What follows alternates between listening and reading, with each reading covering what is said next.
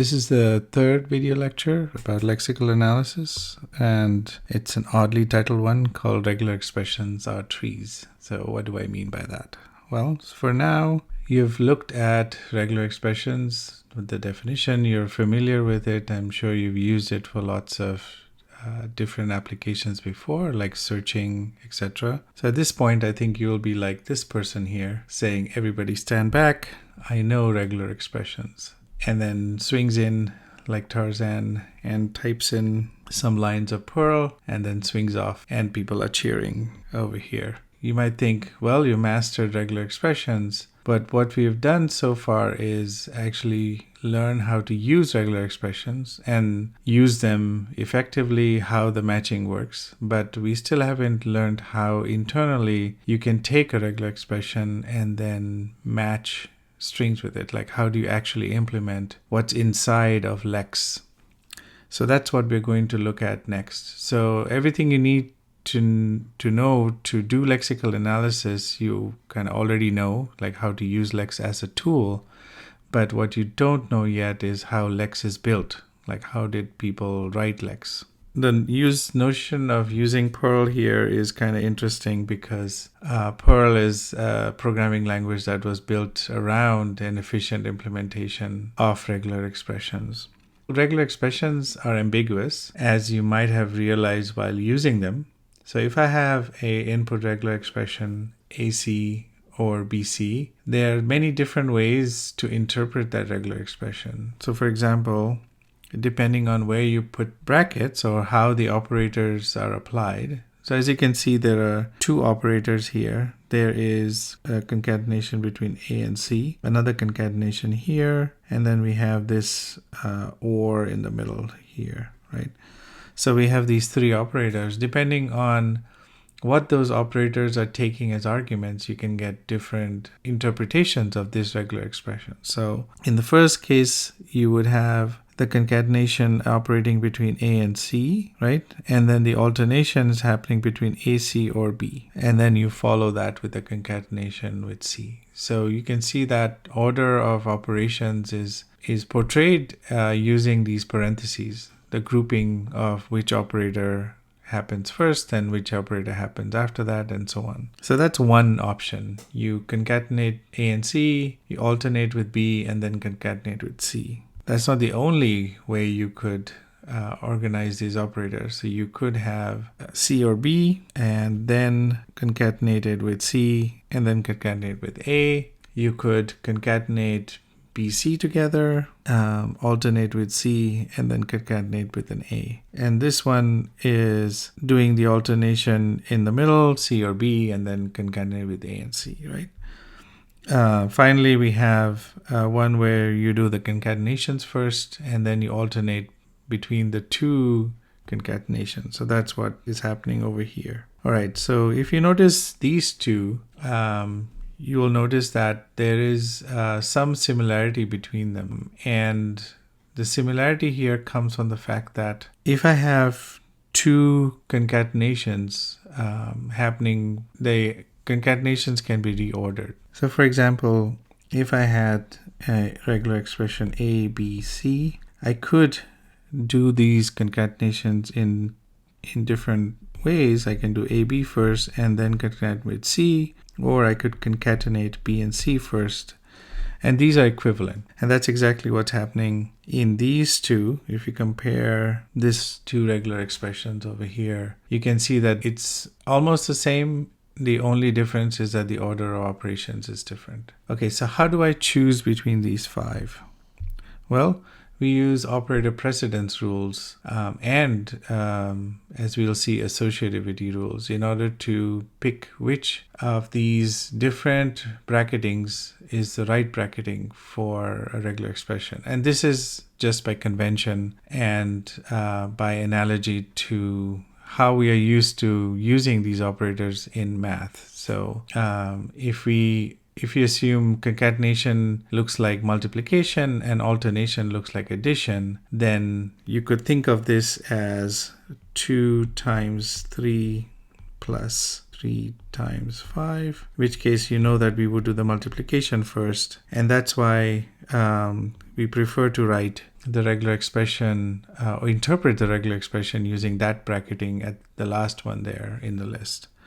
So what are these precedence rules? Well, the first precedence rule is you always group using parentheses. The parentheses always win. So that's why when we show you the exact precedence, we use brackets to show it, right? So we are using these brackets here in order to specify the precedence because parentheses has priority over everything else. The second priority is for the unary operator, star. It doesn't appear in this example regular expression, but we'll see other examples later. And then there's a binary operator for concatenation. That's the third priority. And the fourth priority is binary operator for alternations. So we apply these precedence rules in order. So we look at this list of operator precedence rule and always use the operation that's of higher priority first, which is why the correct bracketing based on these precedence rule is the one marked here with the star. Okay, in order to check your understanding of this topic, I have a few questions for you to consider. So one question might be, can you look at the strings accepted by these different regular expressions and use that information somehow to discover the precedence rule? So let's assume that you don't know what these precedence rules are and you want to discover these precedence rules for yourself.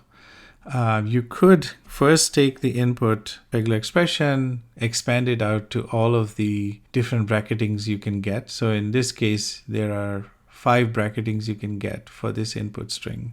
And then you can notice that some of these bracketings will recognize a string that the others don't. So obviously the ones that are marked here with the triangle, these have to accept the same strings because they are equivalent. But the others do not, right? So if I look at here in this example, this regular expression over here, does it accept the string AC? You can see that it does. So you can see that A can be followed by a C, but it also accepts the string ABC. This is accepted, but this is accepted as well.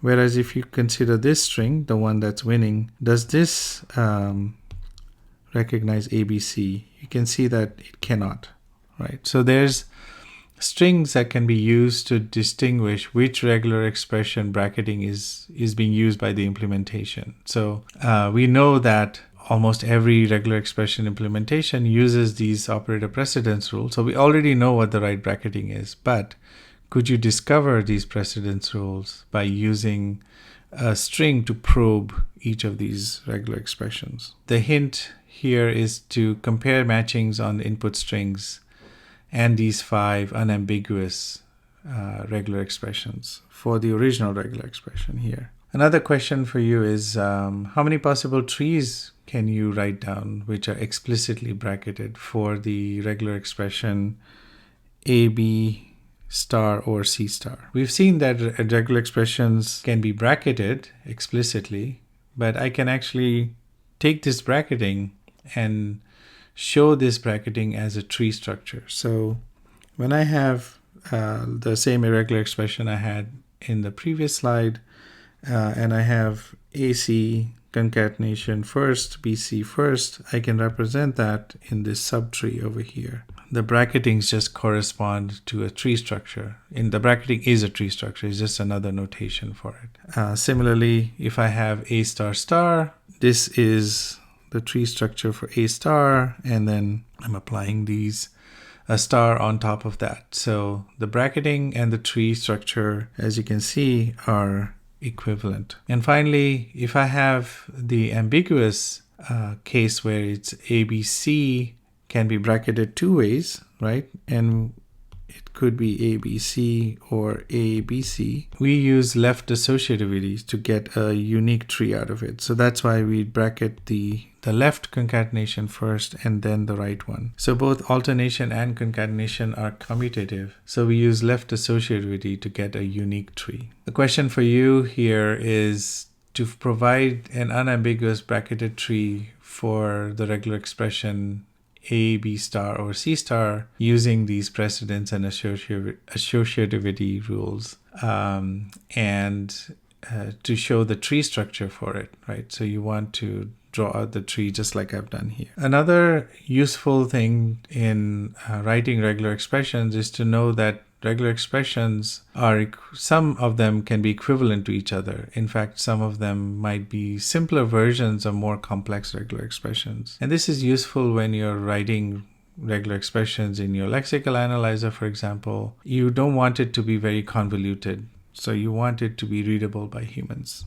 So let's look at this question. I want to show that is this regular expression on the left-hand side of the is it equivalent to this right-hand side? So on the face of it looks like quite complicated. But you can actually take these regular expression strings and treat them like programs and look at whether these two programs are equivalent. They're equivalent if they accept the same set of strings. But we can also look at it syntactically. So I can take advantage of the fact that the operations are commutative and say that these different ways of writing the regular expressions are equivalent, right? It doesn't matter which order is the concatenation. It doesn't matter which order is the alternation. So we can see that these two regular expressions, R, S, and T stand for arbitrary regular expressions. We know that they're equivalent. Similarly, we can say that when we have an alternation and a concatenation, we can actually distribute it.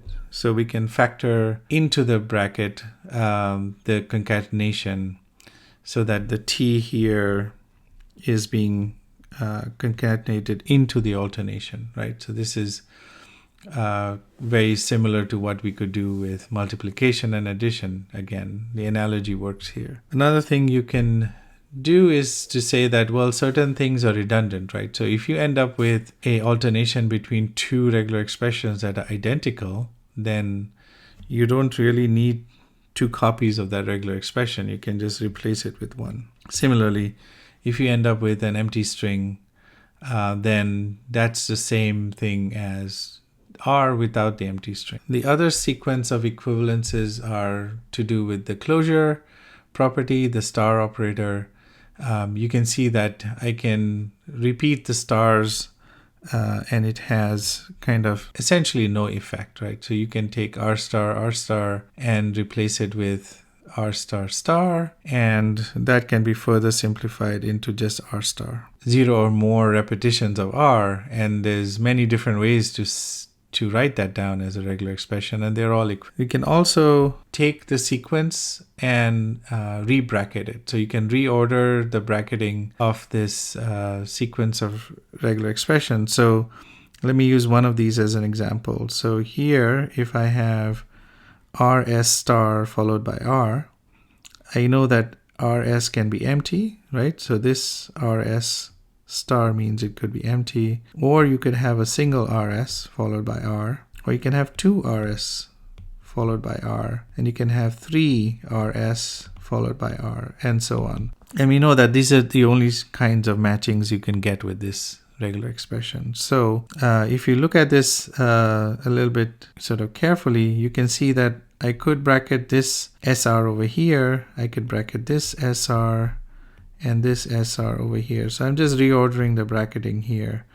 And now I can get R followed by SR star. You can see that that's exactly what I have here. So the rebracketing kind of works to give me this equivalence, and that's tremendously useful. Okay, so let's look at this, this case over here and sort of examine it. Can we sort of reason about this equivalence in some way? One way to reason about the equivalence between these two regular expressions over here, the left, is this left equal to this right hand side, is to view it sort of and reason about it a little bit graphically. So we can take this alternation. So this is the left part of the regular expression, and I'm splitting it between the two parts of the alternation. So this is two parts, and you can see that this part here, this one, corresponds to this group 1 over here, and this part over here corresponds to this group 3 over here. Now, group 1 itself can be split up into a part that's in the middle here, this 1, 0 star, and that's sort of a smaller part of group 1, which is this group 2 here, right? So let's examine this this part, this group 1 here, and see the structure of it. So you can see there's a 0, and then there is a 1, 0 star, and then there is a 1. If this 1, 0 star, this can be the empty string. So what we are left with, if this is empty, is the string 0, 1, right? Because this middle part over here, this middle part goes away. Or I could repeat it once, or I could repeat it twice, and I could repeat it 3 times, and so on, right? So I could keep going. Now, the interesting thing about these repetitions over here is that I can re-bracket them, right? So I can think of this as 0, 1 followed by a 0, 1. And I can think of this as this 3 0 1s, one after the other, and so on. So you can see that essentially I have in the left-hand side 0, 1 should happen once, or it can happen 0 more times after that. Now it looks very similar to this right-hand side over here, this group. This regular expression, which is 0, 1 star, because now I have 0, 1 followed by 0, 1 star. Now if you look at 3, it says it can be 0, 1 star. So if I put an alternation back over here, it's or 0, 1 star. And you can see that if the right hand side on this side of the alternation can accept the empty string, then there is really no need to sort of insist on a 0, 1. So this whole thing can reduce down to 0, 1 star. So this is one way to reason about it. Another way to reason about it is by just using those equivalences purely syntactically that we saw before. So let's look at, again, looking at the same example. We want to simplify this complex regular expression. So we'll start with looking at a substring of this, which is 1, 0 star 1, and look for some equivalence that we can apply. So we find among that list of equivalents of regular expressions I showed you, we have rs star r, and you can see it matches over here, because this, if I write it down, you can see it exactly matches that pattern. And I can replace it with the right hand side, where again I'm just doing that re-bracketing trick. So I replace it with 1 followed by 0, 1 star. And now you can see that this 0, 1 over here can be bracketed by using this equivalence. So I end up with 0, 1 followed by 0, 1 star. And I can take that and replace that with, so that's just r star, right? And then I can replace it with r plus. And if I have an r plus followed by a 0, 1 star, we know that just from the reasoning we saw from the previous slide, we can see that r plus or r star is just r star followed by r star, and this can be replaced with r star, which gives us finally this much simplified regular expression 0, 1 star. As a question for you to try out, try to show that this regular expression over here, 1 followed by an alternation of 0 or 0, 1 star, is equivalent to this. So this left-hand side is equivalent to this right-hand side. Use the same kind of idea. You can use these equivalences from the previous slides in order to show the answer to this question.